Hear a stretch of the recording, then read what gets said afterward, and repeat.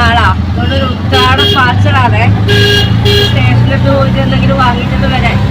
പിന്നെ നമ്മളെ മോനിന്ന് നാട്ടിലേക്ക് പുറപ്പെട്ടിട്ടുണ്ട്. അതിന്റെ വണ്ടി എടുത്തിട്ട് രാത്രി 8 മണിക്ക് കോവിലേക്ക് വരുവാണ്.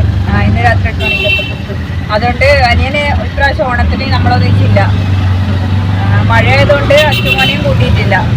നമ്മൾ രണ്ടുപേരും ഒന്ന് മാർക്കറ്റിലെല്ലാം പോയി കുറച്ച് സാധനങ്ങളൊക്കെ വാങ്ങാനുണ്ട്.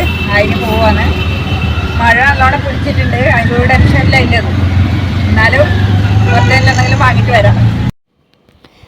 ഇതാണ് കേട്ടോ ശരിക്കും ഒരു ഉത്രാടപ്പാച്ചിൽ എന്ന് പറഞ്ഞിട്ടുണ്ടെങ്കിൽ.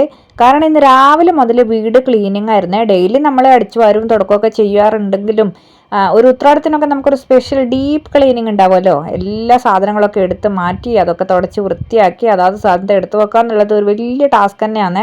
അങ്ങനെ വീട് മൊത്തം പെർഫെക്റ്റ് ക്ലീൻ ആക്കിയിട്ടാണ് കേട്ടോ ഞങ്ങൾ ഇറങ്ങിയത്.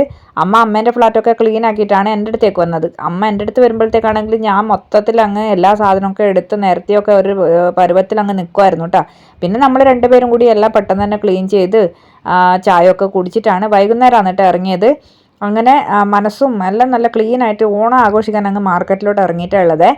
അപ്പോൾ ഇവിടെ ഡിസ്പ്ലേക്ക് വെച്ച ഡ്രസ്സൊക്കെ കാണുമ്പോഴുണ്ടല്ലോ നമുക്കിങ്ങനെ നോക്കി നിന്ന് പോവേ. എല്ലാത്തിൻ്റെ ആ ഒരു കളറും അതുപോലെ തന്നെ ഡിസൈനൊക്കെ ഒന്നിനൊന്ന് മെച്ചമായിരുന്നു കേട്ടോ. മൊത്തത്തിൽ അങ്ങ് എടുത്ത് ഓടിയാലോ എന്നുള്ള ചിന്താഗതിയൊക്കെ ഉണ്ടായിരുന്നേ. തൽക്കാലം നമ്മൾ ഇതൊക്കെ ഒന്ന് നോക്കി അഡ്ജസ്റ്റ് ചെയ്തിട്ട് അങ്ങ് പോയി കേട്ടോ. പിന്നെ ഇതാ കുട്ടികളെയും കൂട്ടി ചന്തക്ക് പോയൊരു ഫീലാണ്. അമ്മേനും കൂട്ടി ഒരു മാർക്കറ്റിലൊക്കെ പോയി കഴിഞ്ഞാൽ അമ്മക്ക് ഇതുപോലുള്ള കളിപ്പാട്ടങ്ങളും കാര്യങ്ങളൊക്കെ കാണുമ്പോൾ ഇങ്ങനെ നോക്കി നിൽക്കൂട്ടാ. പിന്നെ അച്ചുമോന് വേണ്ടേന്ന് പറഞ്ഞിട്ട് ഓരോ കളിപ്പാട്ടങ്ങളും വാങ്ങി കയ്യിലും വെക്കുവേ. അങ്ങനെ മാർക്കറ്റിൽ പൊതുവെ ഇന്നും നല്ല തിരക്ക് തന്നെയാണേ. അങ്ങനെ അമ്മേൻ്റെ വക എനക്കും ഏട്ടനും അച്ചുവിനും ഒക്കെ ഡ്രസ്സൊക്കെ ഉണ്ടായിരുന്നേ. അതൊക്കെ വാങ്ങി പിന്നെ നമ്മളിതാ പോകുന്നത് സദ്യ വട്ടത്തിനുള്ള കാര്യങ്ങൾക്കാണേ. നാളെ നമ്മൾ സദ്യ ഉണ്ടാക്കാന്നല്ല ബിരിയാണി ഉണ്ടാക്കാന്നാണ് വിചാരിച്ചത്. പിന്നെ എന്നാലും ഓണമൊക്കെ ആയതുകൊണ്ട് ചെറുതായിട്ട് ഒരു ചെറിയ ചോറും കറിയൊക്കെ ഉണ്ടാക്കുന്നുണ്ട്.